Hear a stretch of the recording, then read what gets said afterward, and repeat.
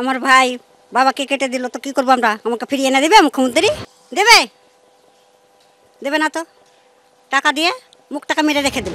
আমি বলবো যারা মারা গিয়েছে, আমি কোনো সম্প্রদায় হিসেবে দেখি না, মানুষ হিসেবে দেখি, তাদের প্রত্যেককে আমাদের সরকার 10 লাখ টাকা করে পরিবারকে সাহায্য করবে। হরম অমিন্দ দাস এবং চন্দন দাসের খুনে প্রধান অভিযুক্ত মমতা ব্যানার্জি।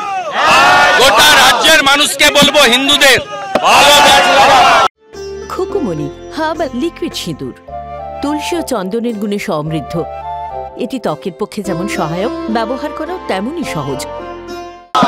মোমবাতি মিছিল করুন, শহীদ বেদি করুন, চোখের জল ফেলুন, চোখের জলে শপথ নিন। এই হিন্দু বিরোধী সরকারকে আমরা ফেলবো, খুনিদের জেলে পুরবো। মৃতদেহের উপরে দাঁড়িয়ে রাজনীতি করাটাই তো বিজেপির স্বভাবসিদ্ধ ভঙ্গি। আমি তো এক্সপেক্ট করেছিলাম হিন্দু শহীদ দিবস শুভেন্দুবাবু আপনারা সেই দিন পালন করবেন যেদিন এদেশের কোটি কোটি হিন্দু ভক্তির টানে বিজ্ঞাপন দেখে, বিজ্ঞাপনে প্রভাবিত হয়ে মহাকুম্ভে স্নান করতে গেলেন নিজেদের আস্থার জন্য, নিজেদের বিশ্বাসের জন্য। আর সেখানে আপনাদের যোগী আদিত্যনাথের প্রশাসনের দুর্বলতার জন্য, প্রশাসনের ত্রুটির জন্য, ব্যবস্থাপনার ত্রুটির জন্য শয়ে শয়ে হিন্দুকে প্রাণ দিতে হলো, পদপিষ্ট হয়ে মরতে হলো, যার হিসাব পর্যন্ত আজ পাওয়া গেল না। বাড়ি লুটপাট করে আগুন ধরিয়ে দিয়েছে, পুলিশ থাকতেও আমার বাড়িতে আগুন জ্বালিয়ে দিয়েছে, পুলিশে থামতে পারেনি।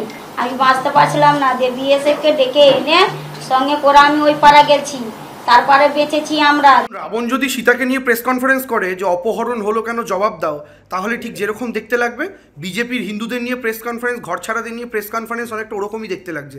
কারণ ভারতীয় জনতা পার্টির দৌলতে যারা ঘরছাড়া হয়েছেন তাদের প্রতি বিজেপির কান্না আসলে কুমিরের কান্না। গুলিটা লাগলো কিভাবে, ওর মামার বাড়িতে কাঁদছিল, আস্তে আস্তে ওই গাড়ি থেকে নেমেছে, ও গাড়ি থেকে নেমে বাড়ির দিক যাচ্ছিল আর পুলিশে গুলি করে দিয়েছে। পুলিশে গুলি চালিয়েছে, এটা আপনারা নিশ্চিত? হ্যাঁ নিশ্চিত। আপনার ছেলে গুলিবিদ্ধ হওয়ার পর হাসপাতালে যখন আসে তখন আপনাকে বলেছে? হ্যাঁ। কি বলেছিল? বলেছে মা আমি গাড়ি থেকে নেমে আমি বাড়ির দিকে আমি চলে আসুন, লোকজন দেখে আমি যখন সবাই দৌড়মাচ্ছি না, আমাকে পুলিশে গুলি করে দিয়েছে। একসঙ্গে তেড়ে তেড়ে তেড়ে তেড়ে চলে আসছে, তোমার মা বহিন যা আছে তা বলছে, এত বড় পাথর ঝাড়ছে, এত বড় চালিয়ে আসছে, তোমার বম চালাচ্ছে। মিথ্যা যদি বলি আমাদের বাড়িটা যে চেক করে নেবেন, যা কিছু ছিল গরু খুঁটা লাইনে লাইনে বাঁধা আছে, ধরো ঝাঁপটাতি লাগা নেই, চলে যাও যে চেক করে আসো। যদি আমরা মিথ্যা বলি তো যে চেক করে আসো। কা অত্যাচার করছিল, পুড়িয়ে দিয়েছিল সব আমাদেরগুলো, টাকা পয়সা ছিল সব করে দিচ্ছিল, তাহলে আমরা ভরে এসেছিলাম। শনিবার দিন কত টাকা নিয়ে? 15-16 হাজার ছিল।